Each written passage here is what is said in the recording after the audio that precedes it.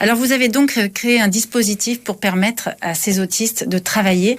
Vous me disiez que votre fils, lui, avait un CDI dans une usine. Quel type de travail exactement il fait ?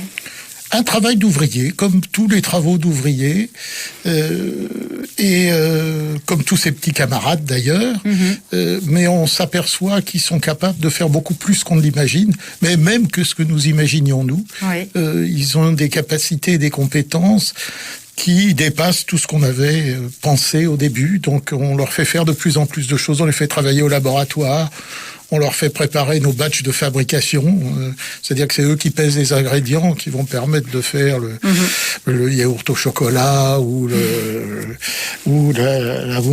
mousse, ou En etc. plus, ils font des choses enfin, qui tous nous les font produits plaisir. qu'on fabrique. Et on s'aperçoit qu'ils font ça très très bien.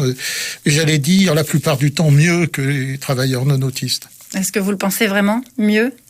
Ah ben je l'ai mesuré, je ne le pense pas, je le mesure. Vous savez, dans une usine, on mesure la productivité. Alors, ils ne sont pas toujours, dans tous les postes, plus productifs, mais dans la plupart des postes, ils sont plus productifs que les travailleurs. Comment vous expliquez ça ? Moi, je connais la réponse, mais je voudrais que nos auditeurs l'entendent. Eh bien, écoutez, c'est parce qu'ils sont extrêmement concentrés sur ce qu'ils font. Et qui détestent l'erreur. Donc, ils ont plein de caractéristiques qui sont des caractères autistiques, qui sont extrêmement bonnes pour l'entreprise. Ils détestent ne pas venir, par exemple. L'absentéisme chez eux, ça n'existe pas pratiquement. Il faut les retenir quand ils sont malades. La ponctualité est totale. Le respect des consignes est total. Parce qu'ils ont besoin de ça. Ils ont besoin de ça. Une personne autiste est vite angoissée si elle ne respecte pas des procédures, donc c'est idéal. Et effectivement, et enfin, les travaux répétitifs ne les gênent absolument pas. Moi, on me donne un travail répétitif, au bout de 10 minutes, mon cerveau va vers sur ce que je vais faire pendant les vacances, etc. Et donc, à ce moment-là, en tant qu'ouvrier, je vais faire une erreur. Ouais. Et au pire, je vais avoir un accident du travail. Je vais laisser traîner ma main sur le convoyeur. Eux, non. Ils sont tellement sur leur boulot. Alors, quand on les regarde travailler, on a l'impression qu'ils vont pas si vite que ça. Sauf que quand on compte le nombre de tâches faites à l'arrivée, ils en ont fait plus que les autres. Alors ça, c'est important de le dire. Si jamais il y a des entrepreneurs qui nous écoutent, retenez ça. Peut-être qu'a priori, vous avez l'impression qu'ils sont plus lents, mais au final, il y a donc un gain de productivité, en fait. Il y a un véritable gain de productivité. Ce n'est pas le seul avantage qu'ils ont dans les entreprises. Mais c'est un premier avantage, déjà. Exactement. C'est important. Pour convaincre les entreprises, il faut qu'elles y trouvent un intérêt. On sait bien qu'on ne vit pas dans le monde de oui-oui et il faut que ça marche des deux côtés.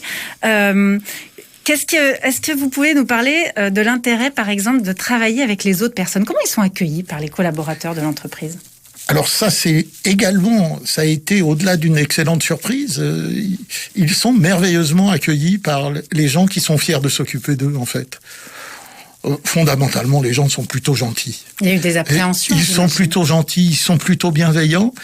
Et quand ils voient que ces gens qui faisaient partie d'une minorité qui fait un peu peur, quand ils voient qu'au fond, c'est des gens gentils comme eux, qui essayent de bien faire, et de temps en temps, ils se rendent même pas compte qu'ils sont autistes.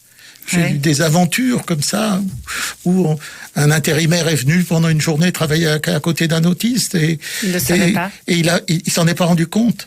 À la fin de la matinée, il a dit à son chef de service, le gars à côté duquel tu m'as mis, il bosse bien, j'ai rien à dire, mais il a un sale caractère, il m'a pas adressé la parole.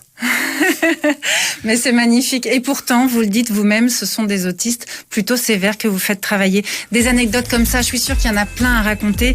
Voilà, il y a des choses bien à faire tous ensemble pour ces personnes autistes et qui sont utiles pour vous aussi. C'est déjà demain sur France Bleu, Églantine Émeillé.